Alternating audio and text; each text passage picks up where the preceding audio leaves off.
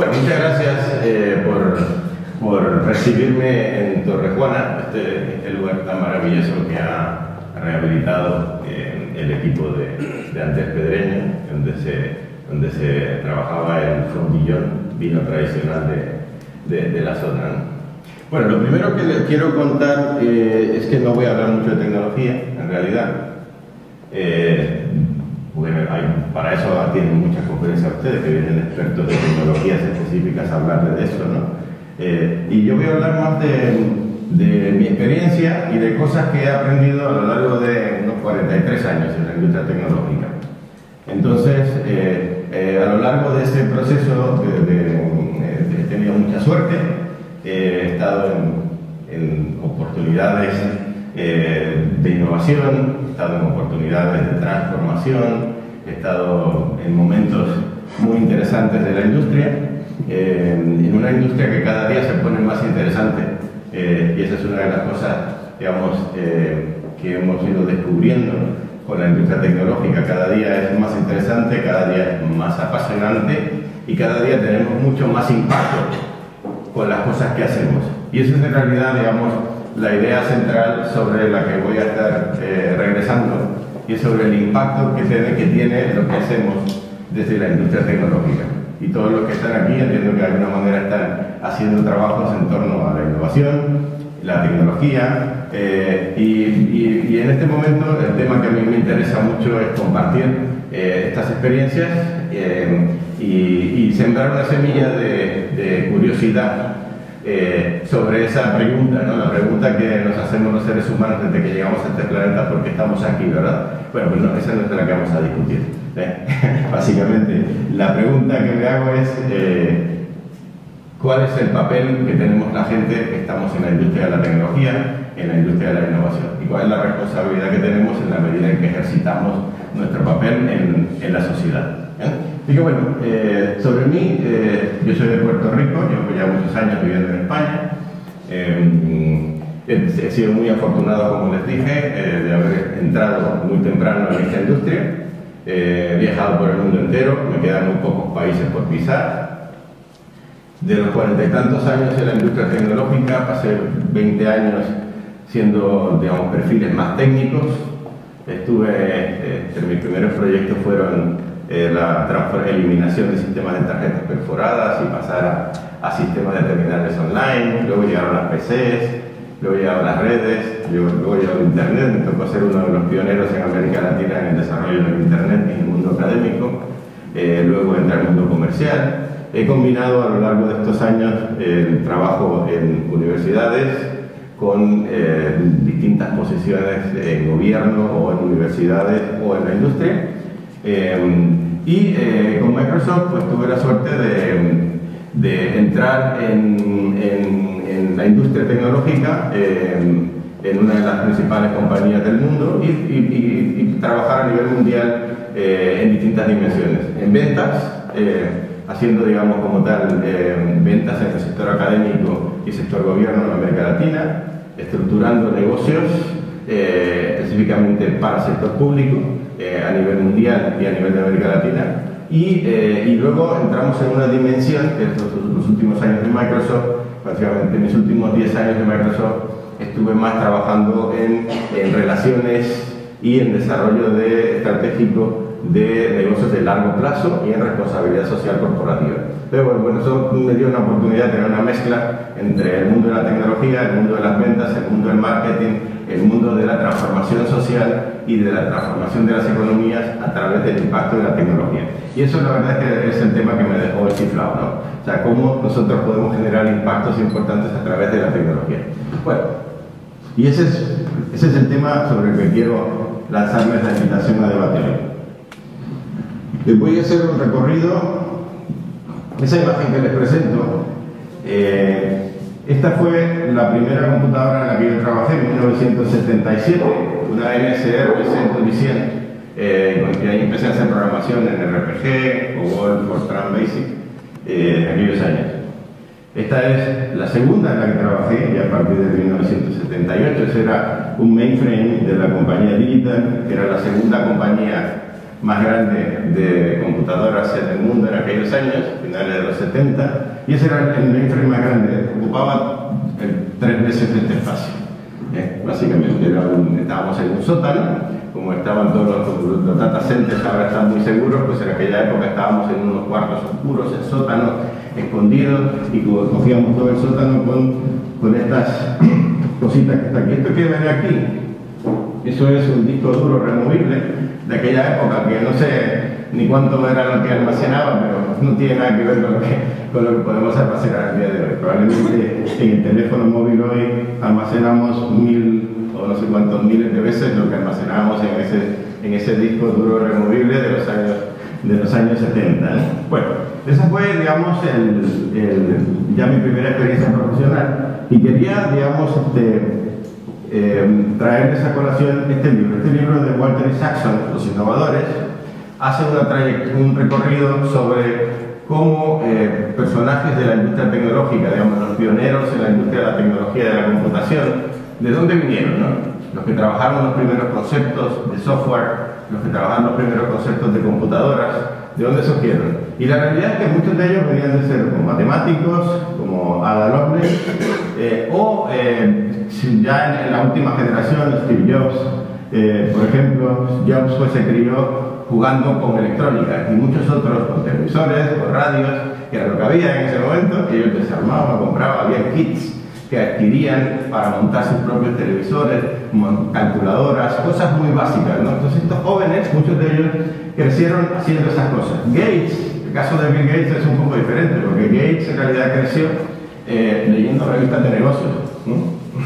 Entonces Gates, más que una persona desde el punto de vista de perspectiva tecnológica, la visión de Bill Gates es más una visión de negocios y de cómo generar negocios de gran escala. Y esa es, digamos, la clave del éxito en el caso de Gates. No tanto por su visión tecnológica, sino por su visión sobre desarrollar negocios de gran escala. En mi caso, pues yo no estaba en el mundo ni de revistas de negocios, ni en el mundo de la electrónica. Yo estaba en una finca cultivando plátanos, café y naranjos, ¿sí? Entonces, de computadora solo las veía en las series de futurismo en la televisión, que aparecían, que daban muchas vueltas y había lucecitas que prendían y apagaban. Esa era la única idea que tenía de computadora. Cuando tenía como 15 años, parábamos a esperar el autobús para la escuela en una carretera, y pasaba un joven en un coche muy atractivo, nuevecito, iba siempre muy vestido. Y un día le pregunté a alguien: oye, ¿esta es familia tuya? Sí, sí. Oye, ¿en qué trabaja este? Es programador de computadora, me dijo. Tengo como 15 años. Y yo digo: wow, mira qué coche tiene, ¿no? Wow, es un Challenger del 1976, creo que es, 75. Ese era el coche que me pasaba por delante, y yo veía que iba con su corbata, muy bien vestido, y es programador de computadoras. Y aquellos en los que no tenía ni idea lo que era un programador de computadoras. Y bueno, finalmente tuve la oportunidad de estudiar programación cuando estaba en high school, y ahí comencé con ese enamoramiento con un campo que simplemente te engancha porque es divertido, porque es interesante y porque es apasionante. Simplemente el reto de tener un problema, de decirle a la computadora cómo hacerlo, que era como lo hacíamos en aquella época. Ahora ustedes hacen otras cosas con el programa, pero en aquella época le decíamos pasito a pasito todo lo que tenía que hacer. Pero había un reto intelectual en el que nos absorbía y no dormíamos, y trabajábamos horas y horas y horas sin parar, y pues nos volvimos adictos al tema del software, ¿bien? Entonces, la pregunta que les planteo en este punto es: ¿y qué visión teníamos del futuro? ¿Sabíamos que esta industria iba a ser lo que soy? Una industria que ha transformado el mundo, una industria que hoy es transversal a todo lo que tocamos. Básicamente, comenzamos haciendo software de nóminas, software de inventarios, software de cómputo de la trayectoria de un proyectil en las guerras, software descifrado para que la información se hiciera segura. Y terminamos hoy haciendo inteligencia artificial que puede analizar todos los datos que fluyen sobre el Internet y encontrar que está ocurriendo un inicio de epidemia en una ciudad en China, ¿sí? que el software de inteligencia artificial puede ver que tú estás haciendo búsqueda en Internet sobre algunos síntomas y puede detectar por tu comportamiento, por tu alimentación, por el cómo gastas, cómo consumes, que probablemente eres candidato a tener cierto padecimiento. Y así podemos seguir trabajando, digamos, todas estas dimensiones donde la tecnología, específicamente hoy, está tocando absolutamente todo, ¿no? Toca en las ciudades, las infraestructuras. Tenemos aquí Internet de las cosas, con sensores en toda esta sala que envían información a un centro de datos y sobre el cual se pueden tomar decisiones para que el edificio sea más inteligente, para que la ciudad sea más inteligente. El último device, el dispositivo digital, ahora los automóviles vienen muy fuertes, ya digamos, cuando empezamos con los automóviles a aprender a conducir y que nos movíamos, ¿quién pensó que iban a ser digitales los automóviles, que iban a ser autónomos? ¿No? Bueno, estaba así, pues, en las películas futuristas, ¿no? Pero bueno, para que tengan una idea de cuán visionarios éramos, les doy tres ejemplos, ¿no? Tres ejemplitos, básicamente. Este señor que está aquí abajo era el presidente de IBM en los años 50, cuando comenzaba la industria de las computadoras. IBM, primera computadora empresa del mundo, y este señor Watson decía que probablemente en el mundo se podían vender unas 5 o 6 de esas computadoras. ¿Sí? Esa era la visión del líder de la primera empresa de computadoras del mundo, de IBM, en los años 50. Se podrán vender 4 o 5 computadoras de estas.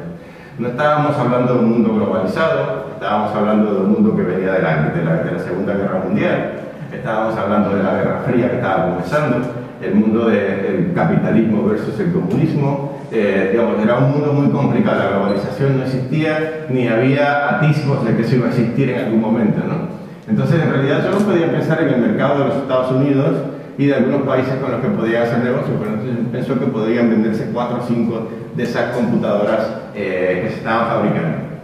Un poco más tarde, en los años 70, la segunda empresa de computadoras pasa a ser Digital, una empresa que nació en Boston, alrededor de las universidades, se llamó Digital Equipment Corporation, pasó a ser la segunda empresa, seguía siendo IBM la primera, la más importante en los años 70, y Digital pasó a ser la segunda. El presidente y fundador de Digital, cuando hablaron de computadoras en las casas, dijo: no creo no veo ninguna razón para que alguien quiera tener una computadora en sus casas.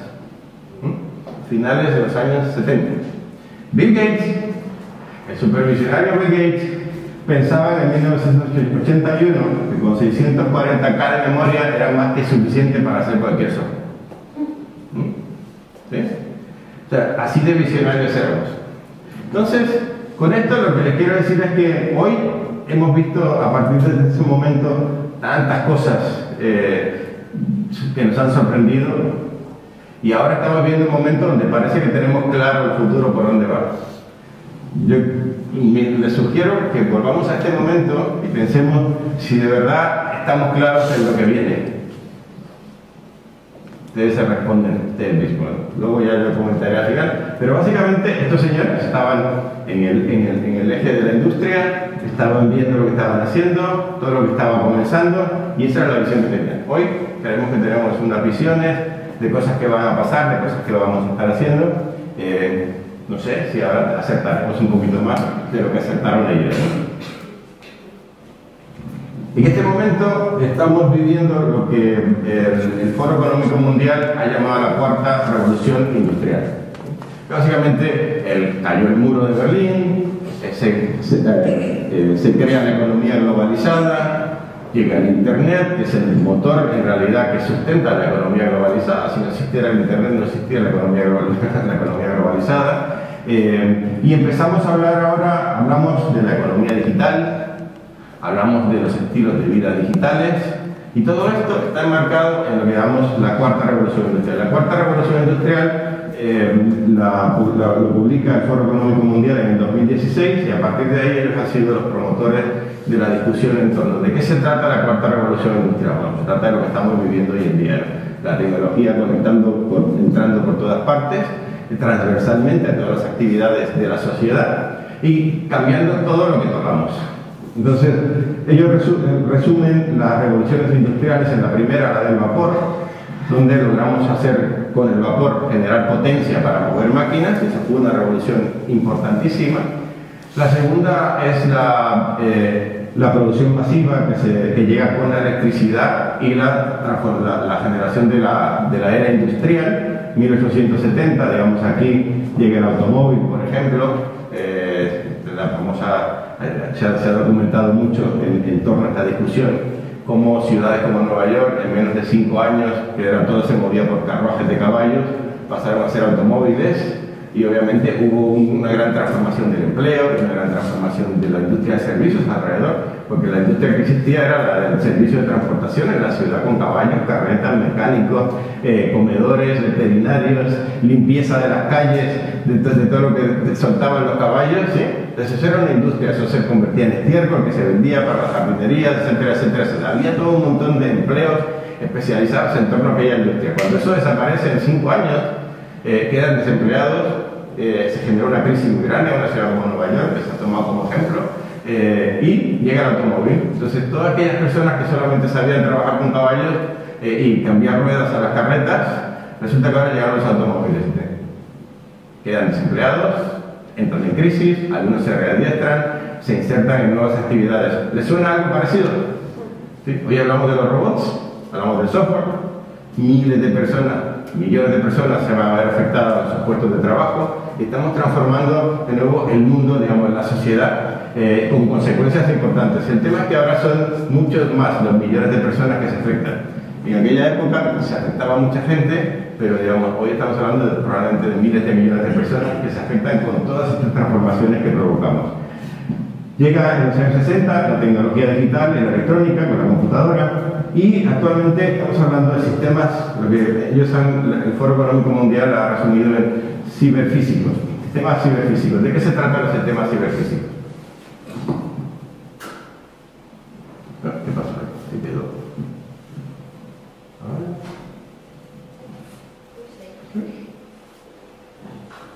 ¿Círculo blanco? ¿Problemas de tecnología?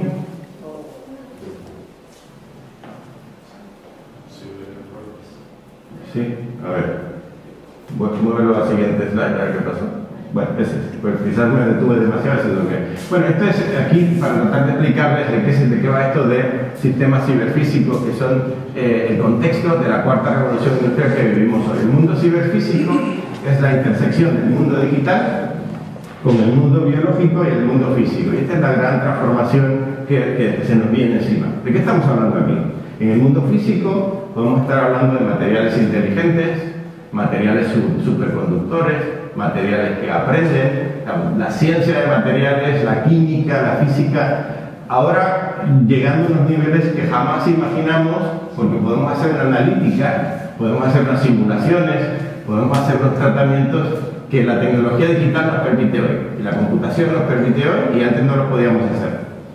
El mundo biológico, desde los análisis de secuenciamiento del DNA, hasta la edición genética, etcétera, etcétera, etcétera. De hecho, ya podemos insertarnos robots a través de nuestro sistema para que vayan y hagan trabajos internamente en las células. Estamos hablando de una transformación que también viene de la mano del desarrollo de las capacidades de la tecnología digital. Y bueno, ¿cuáles son las tecnologías? Pues hay una serie de tecnologías que están ahí.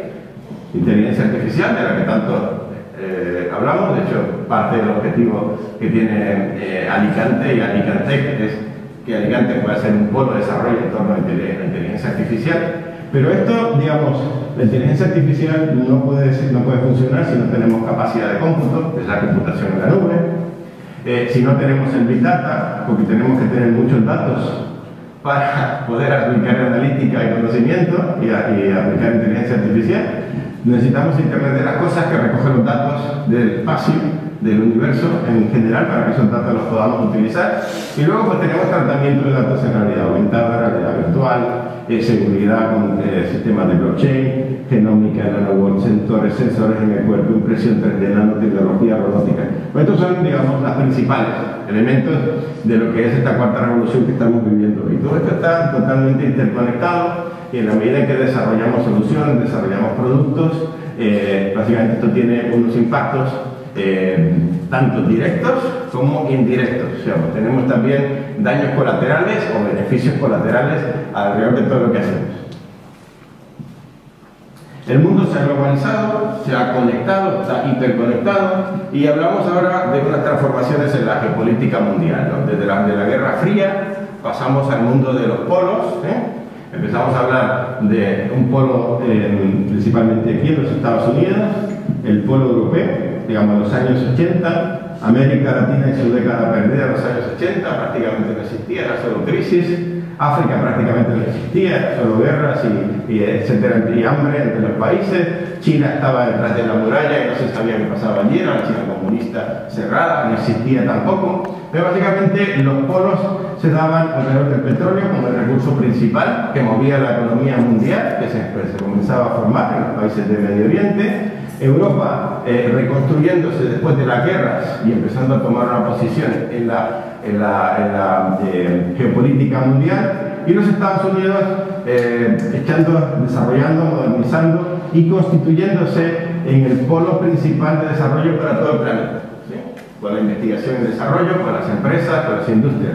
Cuando se globaliza, cuando llega el Internet que permite la globalización, las empresas de aquí comienzan a expandirse por todas partes del mundo. La Unión Europea se crea, se constituye y empieza a establecer una serie de reglas y empieza a tener un peso político distinto. China entra en una nueva fórmula de gestión de sus economías, aunque sigue siendo un país comunista oficialmente, pero se abre a los mercados y empieza a buscar apertura para llegar a otros mercados. Hoy lo que tenemos es que China y Estados Unidos son las dos potencias principales del mundo. China se está quedando prácticamente con el control y la influencia geopolítica de toda África y de toda América Latina. Estados Unidos ha perdido terreno. Europa está, pero no se mueve agresivamente en la geopolítica mundial, como lo están haciendo los chinos o lo hizo Estados Unidos en otra época. Entonces estamos moviéndonos a una geopolítica muy diferente, ¿no? Donde la tecnología, curiosamente, comienza a ser uno de los entes que empieza a ser un jugador importante, ¿no? Y ya vimos el caso de Huawei durante este año pasado. Estados Unidos le impone unas restricciones a Huawei para vender su tecnología y está haciendo un lobby muy potente para que los demás países también impongan barreras a Huawei para que entre los mercados. De hecho, en estos días hay una polémica muy importante con el Reino Unido, porque el Reino Unido ya tenía firmado unos acuerdos con Huawei para que el 5G lo implementara Huawei en el Reino Unido, antes de que surgiera el pleito con los Estados Unidos. Ahora que lo dejaron paralizado con la salida del Brexit, parte de las decisiones de Boris Johnson es que van adelante con el acuerdo de Huawei, y eso está poniendo ahora en peligro el tratado de libre comercio que quiere hacer Estados Unidos con el Reino Unido, ¿no? Entonces la tecnología, la industria tecnológica comienza a tener un papel cada vez más claro en la geopolítica y en la relación entre los países a nivel mundial.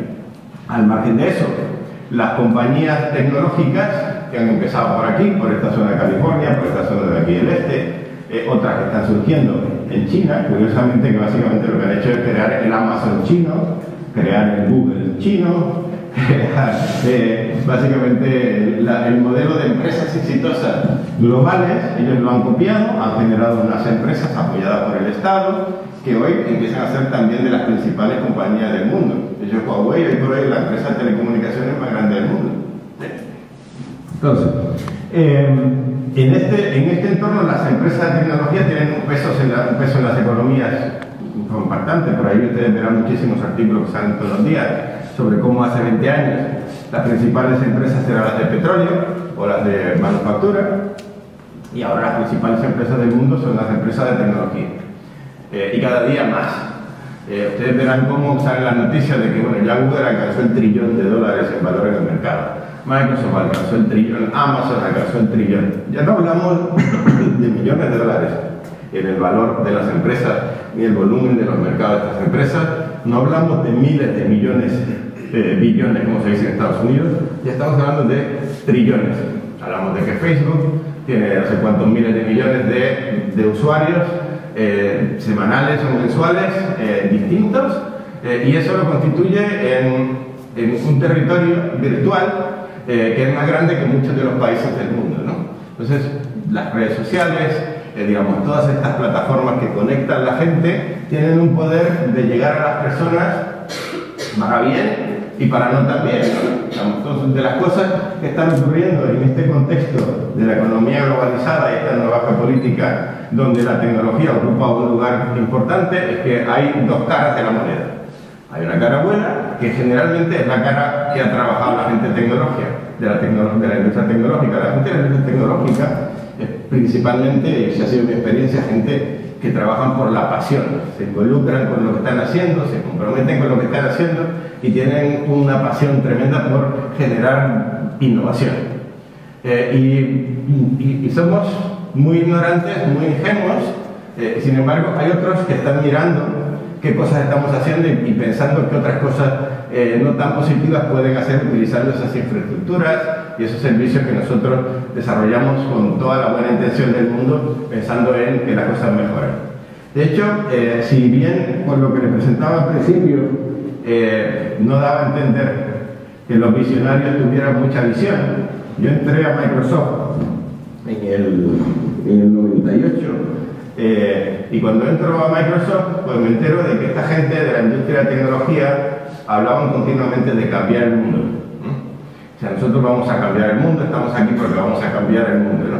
Entonces, yo personalmente la verdad es que nunca había escuchado esa expresión con tanta pasión y con tantas ganas como lo decían en la empresa, pero sí, coincidí porque ya había pasado yo una serie de etapas, había visto la transformación, había visto cómo la industria tecnológica entraba en la educación, entraba en la medicina, entraba en la gestión de gobierno, entraba en los servicios, entraba en el comercio electrónico, entraba en tantas cosas que digo, oye, pues sí, hemos cambiado el mundo y el Internet definitivamente ya ha sido ya la gota que más trajo esa gran transformación del planeta.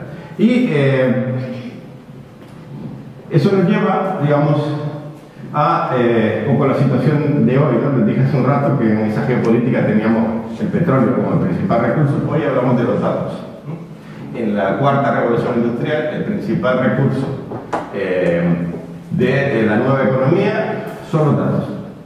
Esto, digamos, es la portada de Economist en septiembre de 2017. ¿Y quiénes son los players? Google, Facebook, Microsoft, digamos, la industria tecnológica. Entonces, digamos, es importante que los que estamos en la industria entendamos que ahora somos la principal industria de la economía mundial. Y eso tiene sus cosas buenas, pero también tiene sus retos, tiene retos y oportunidades. Y yo diría que esta es una analogía de lo que podemos estar viviendo, ¿no? Tenemos un gran elefante aquí en el centro, tenemos los ojos vendados, con más visionarios que creemos que lo vamos a ser, y este elefante lo toca uno por aquí y dice, esto es una soga, y el otro dice, esto es una pared, el otro dice, es un árbol, el otro dice, es una serpiente, el otro dice, es una lanza, el otro dice, esto es un abanico. Cada uno tiene una interpretación sobre esta nueva realidad que estamos viviendo hoy en día, de esa cuarta revolución industrial.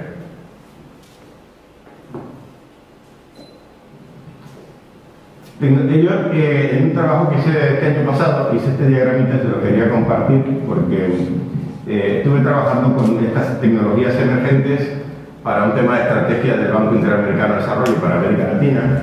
Y básicamente lo que me dijeron, oye, que todo el mundo nos viene a hablar de blockchain, que hay que hacer blockchain en América Latina. Y todo el mundo viene a hablar de inteligencia artificial, que hay que hacer inteligencia artificial.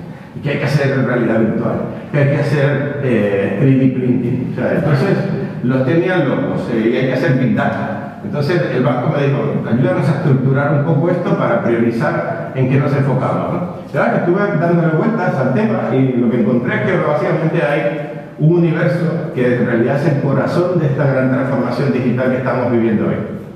Y ese universo se llama Internet de las Cosas.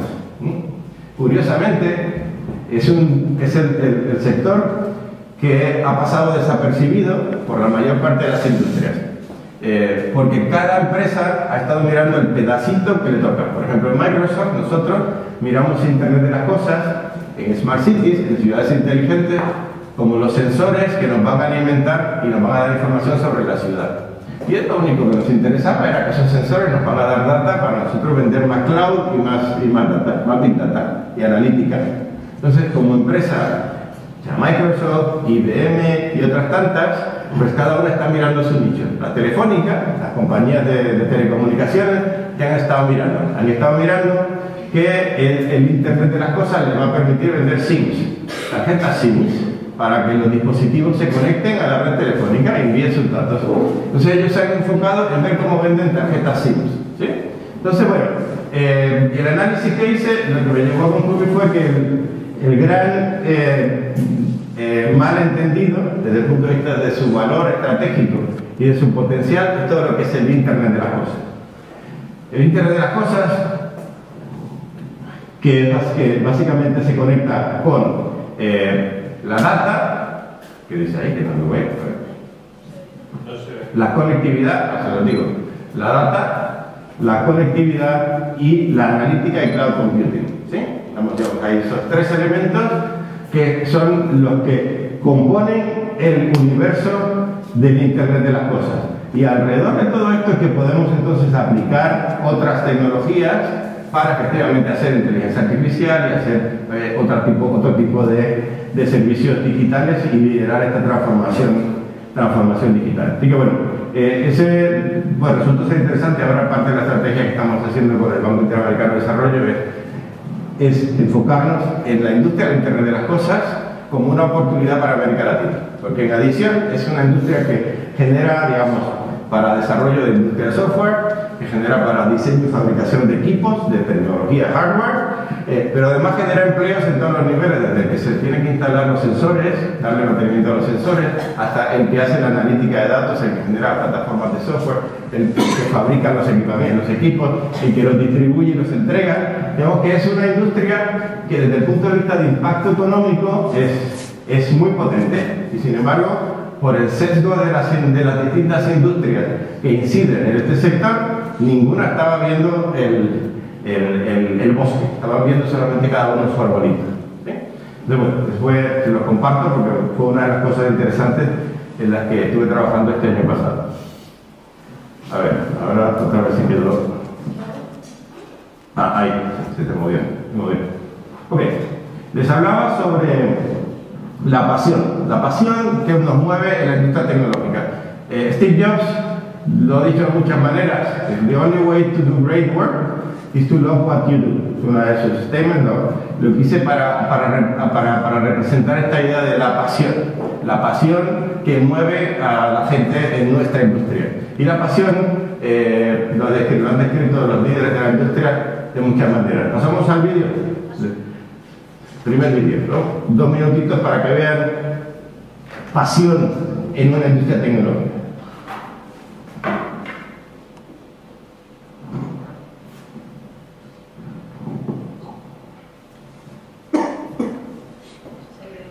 El vídeo está... No tenéis que salir de ahí. Están los vídeos abiertos. Entonces, el primero.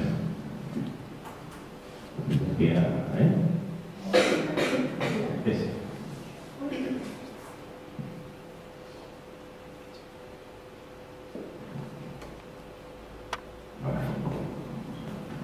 Son vídeos de YouTube, tenemos que pasar anuncios y todo, pero bueno, será porque es gratis.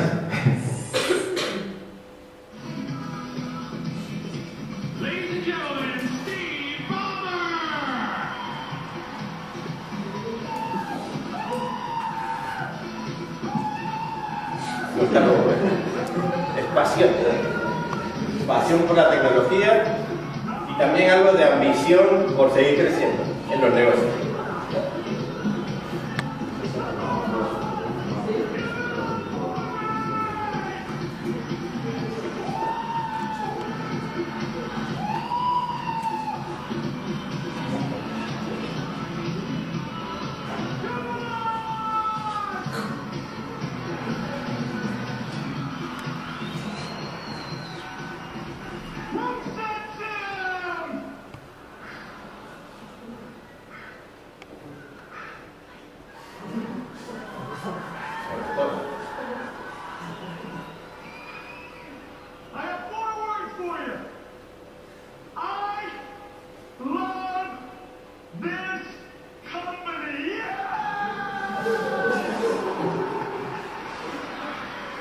un poquito más de pasión todavía.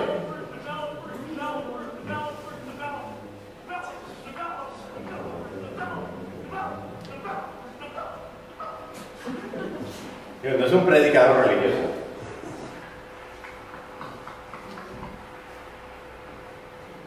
Hey Steve, we know how much you love developers, but I was going to ask if you could stand up and show some love for web developers. 30 segundos más. You mean just sort of like an impromptu? You mean he said no monkey boy? You want some love right here, right now? You want me to stand up and do that on the big stage?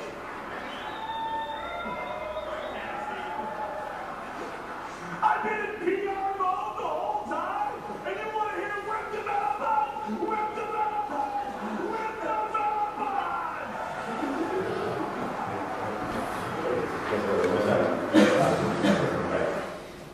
Bueno, ahora les cuento quién es este señor y por qué... ¿Qué le pasaba, no? Vamos a volver a los slides. Ahí, y estábamos más arriba. Arriba. Vamos aquí. Sí, eso dejarlo aquí. Ok, este señor se llama Steve Ballmer. Steve es uno de las personas que llegó muy temprano a Microsoft, amigos de Bill Gates, se conocieron en la universidad. Y fue la persona que estructuró el área de ventas y servicios de Microsoft. Fue el hombre de marketing, que le dio vida a Windows y crearon esa gran empresa, digamos, que se convirtió en la primera del mundo de la industria de tecnología y se mantuvo muchos años y bueno, está entre las primeras todavía. Steve es una persona súper apasionada, como podéis ver, pero más apasionado con los negocios, el desarrollo de negocios. En esa primera en la que él entraba corriendo, ahí estaba hablando ante 14.000 empleados de Microsoft en una reunión anual que se hace del área de ventas. Yo estaba por allí en aquella época. La verdad que era un espectáculo, pero además te transmitía esa energía y esa motivación que es en parte el espíritu de la empresa y es el espíritu de la industria de tecnología, que es esa gran pasión, esas ganas de hacer cosas, esas ganas de seguir cambiando el mundo.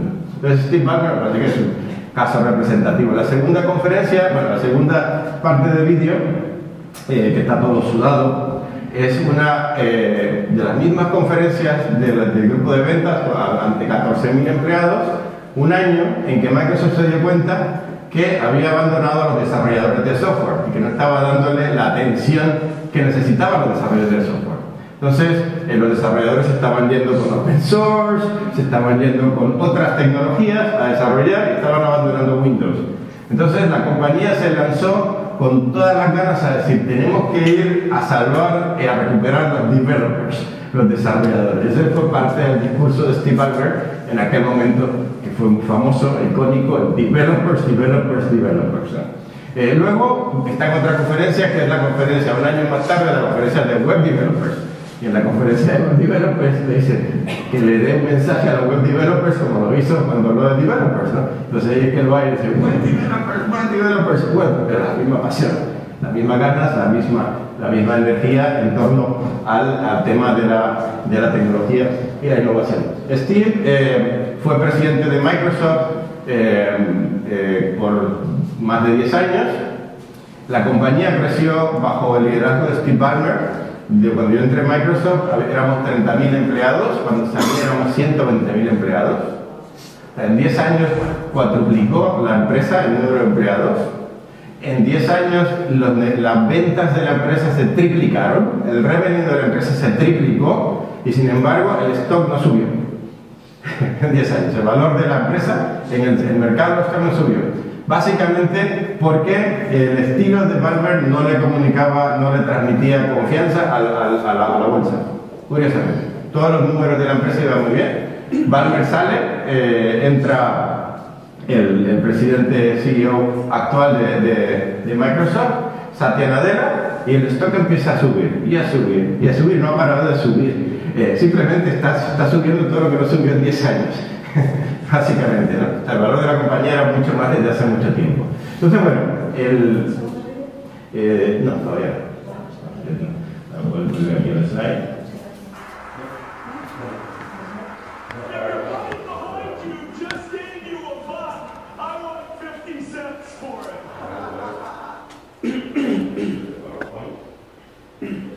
No, vamos así.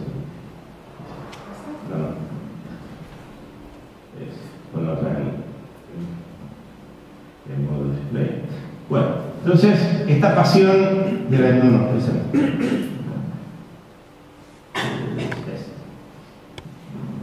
esta pasión de la industria tecnológica también va de la mano durante estos años de gran crecimiento de la industria, va de la mano por la ambición por crecer.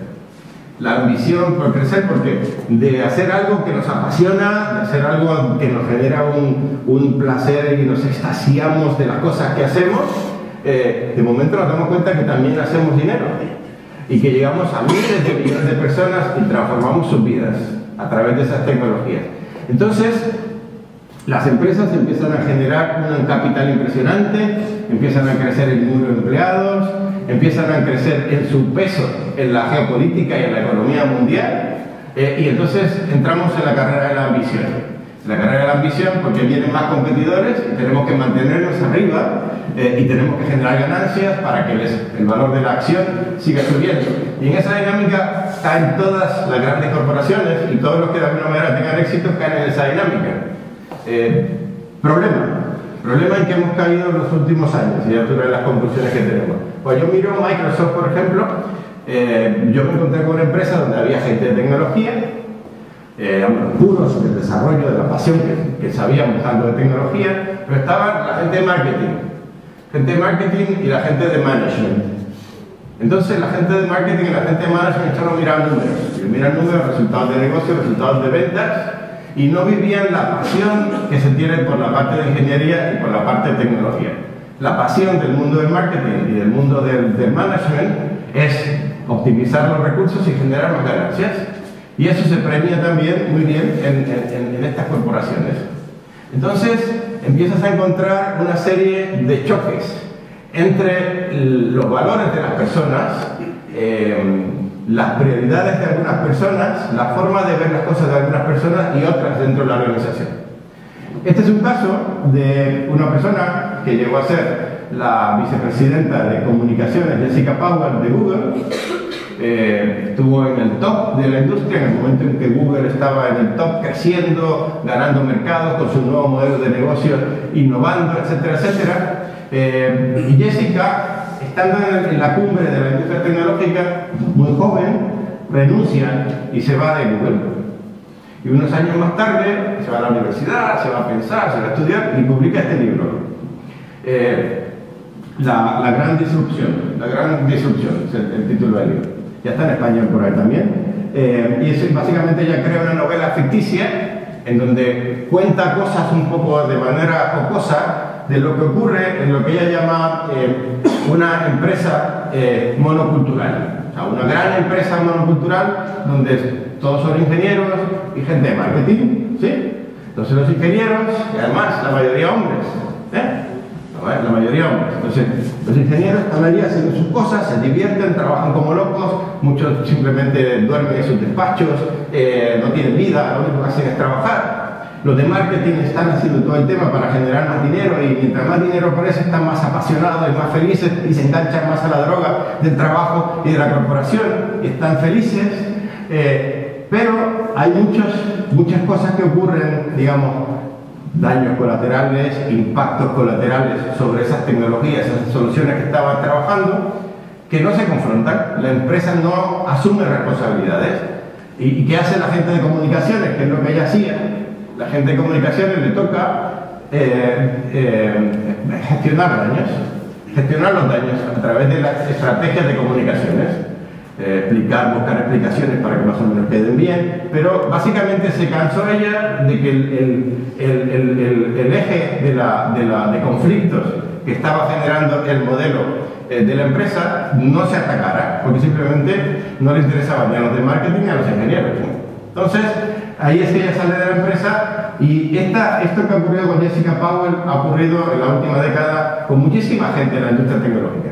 Estamos hablando de muchas personas que se han ido un poco frustrados porque se dan cuenta de que es una máquina de hacer dinero, es una máquina de seguir. Caso Facebook, por ejemplo, ¿no? Caso Facebook, pues, es una empresa que empieza con tecnología, pasión, impresionante la cantidad de gente que se sube a la red todos los días, que hace cosas, que comparte, esto es maravilloso, ¿no? Lo que estamos haciendo. Pues resulta que alguna gente dice, oye, pero tienes ahí miles de millones de personas, ¿y qué tal si yo empiezo a meter mensajes para influir el interés, para que compren más cosas, a meter mensajes para que piensen de cierta manera, eso tenga impacto en las elecciones de los países, o en los referéndums, en los plebiscitos, etcétera, y manipular la verdad, empiezan los fake news, empiezan los agentes inteligentes a invadir las redes sociales, ¿no? Y ya vimos el caso de Cambridge Analytica, hemos visto mucho más. Ahora mismo en Estados Unidos hay un debate enorme sobre qué van a hacer las redes sociales durante las elecciones presidenciales. Entiendo que ya algunas de las redes sociales han decidido que no van a vender anuncios para las campañas políticas, han hecho una serie de algoritmos para filtrar e identificar cuentas ficticias, que lo que hacen es metiendo fake news dentro de la red e influenciando. O sea, están tomando medidas, pero el reto es que es un negocio. O sea, ya no es una cosa que es una red porque la gente va aquí y se sienta a hablar, no, es un negocio que ya tiene cotiza en la bolsa, que tiene que generar informes a unos inversionistas, que tiene que generar ganancias, porque si no genera ganancias va a perder valor y la va a comprar alguien más. Entonces ya la compañía está en esa dinámica. Entonces, ¿qué es lo que prima? ¿Prima el interés general o prima el interés del inversionista del negocio? Pues es la pregunta, ¿no? Es la pregunta. Bueno, entonces, este caso con Jessica Powell podemos ver muchísimos durante los últimos años de personas que, no sé, hay un error por ahí de algo que cuando se va, estoy cambiando al siguiente slide, pero no cambia. Ahora, ok.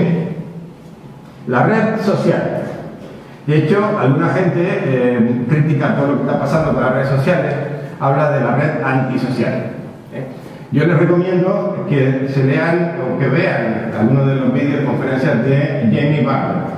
Jamie Barnett es inglés, periodista, pero su padre trabajaba en informática y él creció desde niño jugando, cacharreando con las computadoras, ¿no? Es un tío que ha crecido dentro de la cultura de la industria tecnológica porque lo vivió a través de su padre, y como periodista se ha especializado en mirar todas estas cosas que están pasando alrededor del Internet, que son estos, digamos, espacios que han encontrado otras personas, instituciones, pornografía infantil, mercado del asesinato y otros demás delitos de Internet. Y él ha hecho varios libros sobre esta temática. Este es uno muy interesante donde él descifra todo lo que está pasando en esta red, en el dark internet, en la red. Y bueno, y yo les planteo eso, social o antisocial. Otra de las personas que lleva muchos años en esta industria, Brad Smith, presidente de Microsoft del sector del área legal y de relaciones corporativas. Brad lleva muchísimos años en Microsoft y hace unos cuantos años, en los años en que yo estuve también, muchos de los que estábamos en la empresa y generamos un movimiento dentro de Microsoft, una especie de movimiento que era, señores, no puede ser que lo único que interese sea vender más ni el negocio. O sea, tenemos que asumir responsabilidades como empresa líder en la industria y tenemos que trabajar con los países, trabajar con la sociedad, tenemos que tener otras prioridades. Y fíjate, a lo mejor eso es hasta bueno para el negocio. Y efectivamente, así lo hicimos. Nosotros desarrollamos una serie de estrategias hace 15 años en Microsoft, donde nos establecimos unos esquemas de relacionamiento con los gobiernos para entender las prioridades de los gobiernos y contribuir a esas prioridades de los gobiernos, pero al mismo tiempo invertir en desarrollar, acelerar la industria tecnológica. Acelerar la industria tecnológica que venía en beneficio para nosotros, pero para todo el mundo también, no solamente para nosotros. Entonces, esa idea que empezamos a trabajar un grupo de personas, lo acaba de resumir Brad en este libro que se publicó este año, a finales del año pasado, 2019, donde básicamente la idea que plantea Brad es que si tú eres una empresa exitosa con una responsabilidad ante el mundo, asume tu responsabilidad. ¿Sí? Asume tu responsabilidad por lo que es bueno y por lo que no es tan bueno de lo que has hecho. Entonces, aquí vamos a presentar un pedacito de una entrevista a Brad, donde él explica un poco lo que está planteando en el libro. ahí.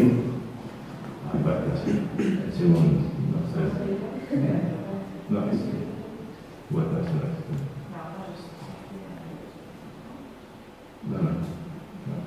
No sale. A ver, sale de aquí. ¿Qué va a salir? Esta cosa, y se sube. Y está aquí. Bueno, gracias. Ahora. Caroline Brown, my colleague at Microsoft, and I sat down last year and we decided to write a book. Now it has been published. It's called Tools and Weapons, The Promise and the Peril of the Digital Age. It's really about the pervasive effect that digital technology has in the world today.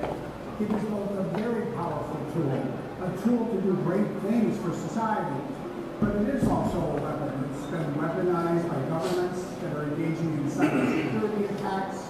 It's eroding our privacy. It's changing our economy.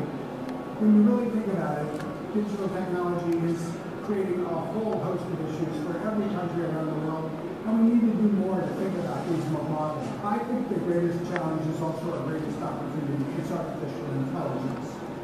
We're starting to look ahead to a new decade, the 2020s.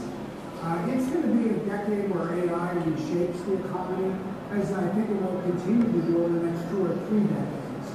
I think one of the challenges it's creating is what it will mean for work, what it will mean for jobs. It will enable companies to transform themselves. It will advance things like the cure for cancer, but it will require that we master new skills, that a new generation of people learn new skills when we look to the future. One of the issues that people care about deeply everywhere we go is the future of the planet. It's climate change, it's sustainability. We will not defeat climate change by the actions of humans alone. We need the power of technology on our side. AI is going to be a powerful tool in helping us address the needs of the planet. Not just the issues around carbon and climate, but how we better use our water resources, how we reduce the impact of waste, how we protect the biodiversity of the planet. I think that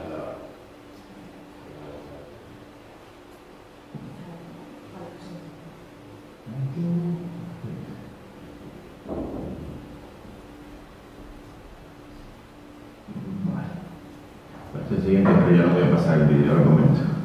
Okay. Bueno, lo que comentaba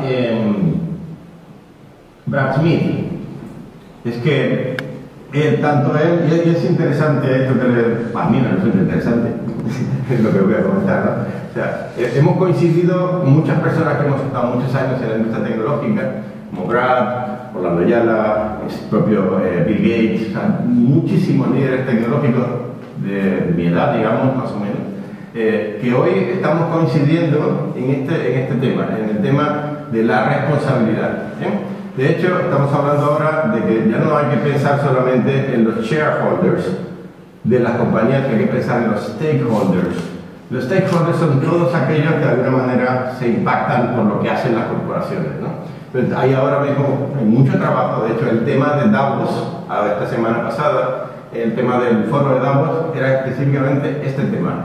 ¿Cómo pasamos de shareholders a stakeholders en el gran mundo corporativo y en la nueva geopolítica actual? Entonces, es un tema de responsabilidad que hoy está llegando al tope de los influenciadores, y muchos de los líderes de la industria tecnológica están empezando a trabajarlo, a entenderlo y a asumir muchas de sus responsabilidades de distintas formas. Por ejemplo, Bezos, el presidente de Amazon, que es el dueño del Washington Post.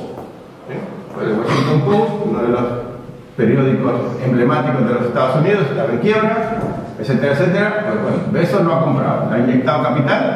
Yo la verdad que cada vez me pienso qué motivación por la parte de negocios tiene, qué está sacando o si va a sacar, pero bueno, al menos ha mantenido con el capital que ha podido generar a través de su negocio un periódico emblemático que está dando recursos para que siga haciendo un trabajo serio, un trabajo importante. Benioff, que es otro de los grandes iconos de la industria tecnológica, pues él ha comprado la revista Times. La revista Times, ¿dónde la compró? Y bueno, él prácticamente no se mete, ha puesto recursos, siguen haciendo trabajo periodístico de calidad, etcétera, etcétera. Digamos que curiosamente se están convirtiendo, y así muchos innovadores, muchos científicos están adquiriendo medios importantes en todas partes del mundo y asumiendo parte de su responsabilidad, ayudando a los medios a educar y a mantener, digamos, información seria y fidedigna. En Trailblazer, es el libro de Benioff, tengo el vídeo pero no se lo quiero pasar, lo pueden buscar ustedes si lo ven, en unas entrevistas donde él explica todo esto. Básicamente lo que plantea, The Power of Business as the Greatest Platform for Change. Básicamente lo que Benioff está diciendo es, resulta que el poder de las empresas y los negocios no es solamente para que la empresa haga más dinero, es básicamente cambiar el mundo. ¿Sí? Y es lo que están haciendo las empresas globales dentro de la nueva geopolítica. Las empresas globales de Estados Unidos hacia el resto del mundo, pero ahora vienen las chinas. Entonces, eso es parte del choque que nos toca ver ahora nosotros en los próximos años. Ya comenzamos a verlo con lo de Huawei, pero viene mucho más de China que vamos a estar viviendo. Brad Smith también hablaba de inteligencia artificial como el siguiente punto, y básicamente lo que plantea Brad Smith en su libro es, y también Benioff en su libro, con la inteligencia artificial tenemos que utilizar todo lo que ya aprendimos de los otros desarrollos que hicimos para ver cómo tenemos menos daños colaterales alrededor de esto, ¿no? Entonces, bueno,